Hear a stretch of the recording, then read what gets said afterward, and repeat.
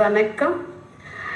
ஆண்களால சொல்ல முடியாத, வெளியில சொல்ல முடியாத அனுபவங்கள் என்னென்னவா இருக்கும்? பொதுவா பெண்கள் தான் வெளியில சொல்ல மாட்டாங்க, சில விஷயத்த சங்கடப்படுவாங்க அப்படின்லாம் இருக்கும். பட் ஆண்களுக்குமே இந்த நிலைமை இருக்கு அப்படின்னு இங்க இந்த இடத்துல சொல்ல வரேன். அதாவது ஆண்கள் பொதுவா எந்தெந்த விஷயங்களை சொல்றது இல்லை அப்படின்னா, தன்னுடைய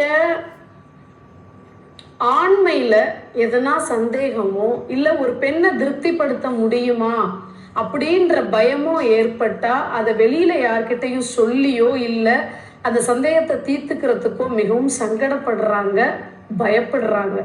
அதே போல தன்னுடைய மனைவிக்கு தகாத முறையில வேறொருத்தரோட உறவு இருந்தது, பழக்கம் இருந்தது அப்படின்னா அதை எப்படி வெளியில சொல்றது, நம்மளுடைய வாழ்க்கையை எப்படி சரி பண்ணிக்கிறது அப்படின்றதுலயும் பெரிதாக அவங்களுக்கு தயக்கம் இருக்கு. வெளியில சொல்ல முடியாத அளவுக்கு வருத்தம் இருக்கு. மூணாவதா தன்னுடைய வேலை, தன்னுடைய பார்க்கக்கூடிய தொழில் வேலையில தன்னுடைய முதலாளி இருக்காரு இல்லையா, அதாவது பாஸ், அவர்கிட்ட படக்கூடிய அவமானம், அதை தன்னுடைய குடும்பத்துக்காக அதை தாங்கிதானே ஆகணும், இல்லைன்னா வேலை போயிடும் இல்லையா.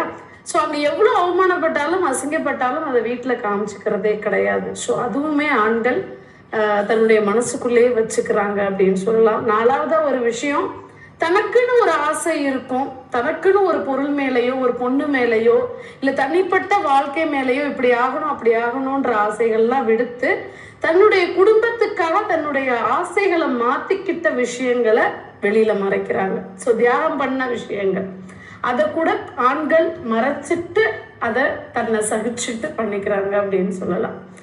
ஸோ இது எல்லாமே பார்த்தீங்கன்னா ஆண்களுமே நிறைய விஷயங்களை மனசுல வச்சுட்டு வெளியில சொல்றதுக்கு சங்கடப்பட்டுக்கிட்டு தன்னுடைய வாழ்க்கையை நகர்த்தக்கூடிய சூழ்நிலைகள்.